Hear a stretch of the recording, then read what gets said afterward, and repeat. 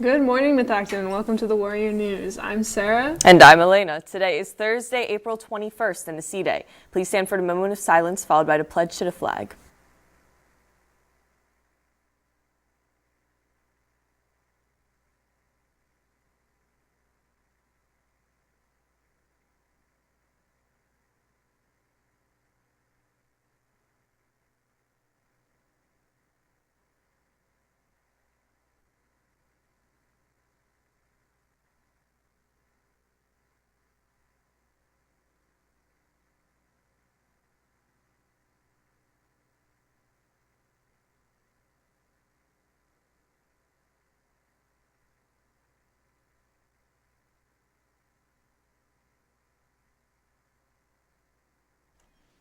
And now to two messages just before prom.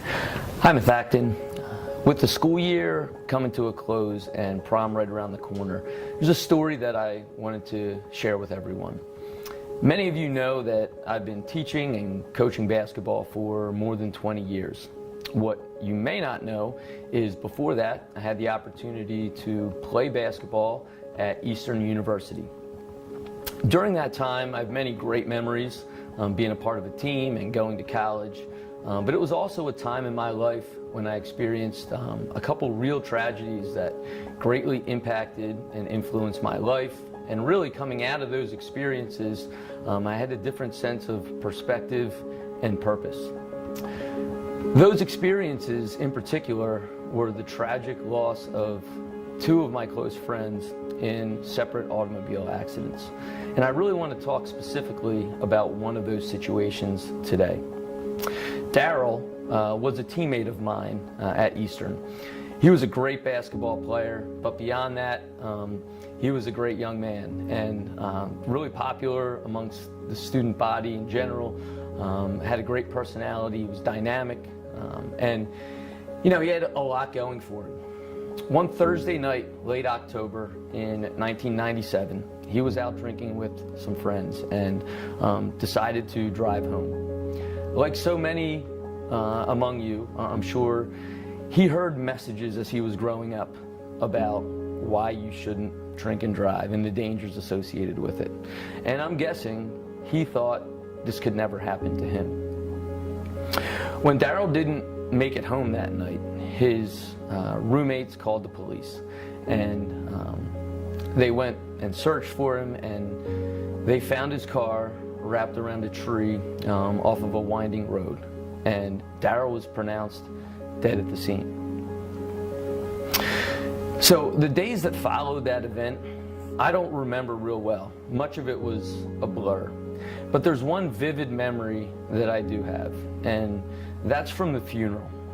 I'll never forget Daryl's mom and just seeing the agony and pain that she was going through as she said goodbye to her son and his promising future and all of his plans and what his life could have become. And that made an incredible impact on me.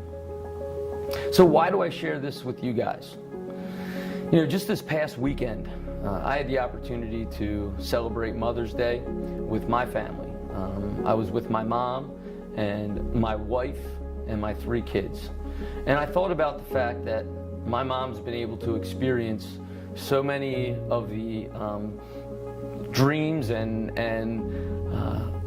life experiences that I had in front of me. So she's been able to experience my family. My kids have a great relationship with her. She's seen me as I've accomplished things as a basketball coach. She's seen my kids involved in their activities.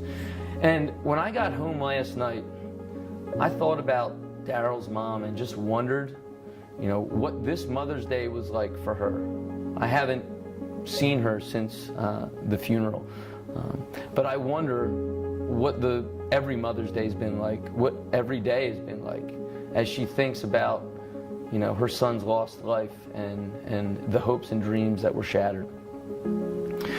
So guys, as a health teacher, I know that you've heard this message over and over again. And I know there's a temptation to say, this is the same old story that we've heard before. But my hope and my reason for sharing is that this will be a reminder for you guys to make good choices, and to think about your future. Guys, it's been a really tough year, and I want you to enjoy prom. I want you to enjoy graduation. I want you to enjoy these awesome experiences that are in front of you. But more importantly, I want you to realize all the potential that you have and all your future plans and dreams, and there's so much in front of you guys, and my hope is that you guys can make the most of those. Hello, Ms. Acton. I'd like to tell you a story. Not an easy story for me to tell, but I think it's important for you to hear it. Let me provide some historical context. I started my career in education as an 8th grade science teacher back at Arcola, where many of you attended middle school. And teaching was the best job I've ever had. And I did all the normal things that other teachers do, like have a club. Every 2 days per cycle, 8th period, you went to clubs. Then I became assistant principal at Arcola. And I had a unique group of 8th grade boys, the worst behaved group of 8th grade boys I had ever come across. So I decided to, as an administrator, start a club, even though administrators didn't do that, because I thought the only way I'm going to be a significance, a positive influence on these boys is to spend more time with them. But I didn't just tell them they had to be in my club. No, I made them apply if they wanted to be in my club. So I contacted their parents, contacted the parents of 20 boys, and explained what I was going to do with their sons, and invited those 20 boys to apply to be in my club, the Good Weather Club. And so I ended up actually with 21 boys, and they spent a lot of time in ISS and fighting and cursing out teachers, but we started to make some progress in those areas. Now here's the point of my story. By the time those 21 young men would have graduated from high school, 2 of them were already dead from drug and alcohol-related car accidents. 2 out of 21. That's a 10% mortality rate. And if there was a disease in this country that killed 10% of any subgroup of high school students, we would be pouring billions of dollars into research to find a cure. So, my message to you is this. I'm never going to run into Severian Ishman at the mall to ask him how he is. I'm never going to see Kevin McGee at a Wawa and be able to say to him, "How are you? What are you doing now? Is this your little girl?" I'm never going to get a chance to tell Kevin how proud I am of the life he's made for himself and his family. The only time I get to see Kevin now is when I look at his picture that I keep in my office. Please don't drink and drive. Please don't do drugs and drive. Everyone thinks, that's not going to happen to me. That's what Kevin and Seb thought. The people you leave behind will feel the pain far after you're gone. Make that decision now, that you're not going to drink and drive. You're not going to do drugs and drive. And stick to that decision, even if in the face of other people trying to convince you to do otherwise. Thanks for listening to my story. I hope you take it to heart.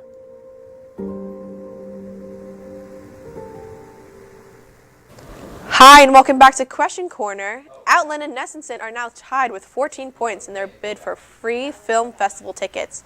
Meehan is close behind. Coons, Palmer, and Mr. Gallagher are still within reach. Now, let's get to today's question. After losing subscribers for the first time in a decade, what company is considering advertising in order to lower subscription costs? Send your answers to questioncorner@mithacton.org. Now back to the desk. Musicians, you're invited to be a part of Post Prom's Coffee House Open Mic tomorrow night. Any students are welcome to perform. The Powder Puff game will be on May 4th after school. Order your shirt to play, spectate, or coach. Juniors and seniors, get your team and coaches ready. The order form is in classes on Google Classroom. The Medicine and Science Club will host its annual STEM Day on Saturday, May 14th from 11 a.m. to 1 p.m., open to children of all ages. STEM Day is a fun and educational event designed to engage local youth in the STEM with fun experiments such as fake snow and elephant toothpaste. Tickets are $7 during pre-registration and $10 at the door. Adult chaperones enter free. All children under 12 must have adult supervision. Drinks, snacks, and baked goods will be on sale at the event. All ticket proceeds go to St. Jude's Children's Hospital. Pre-registration via QR codes found on the flyers in the hallways. And now to that question corner answer. And the answer was Netflix. Winners today were Nessenson, Coons, and Mr. Gallagher. Now back to the desk. And from the entire Warrior News team, Announcers do not read below.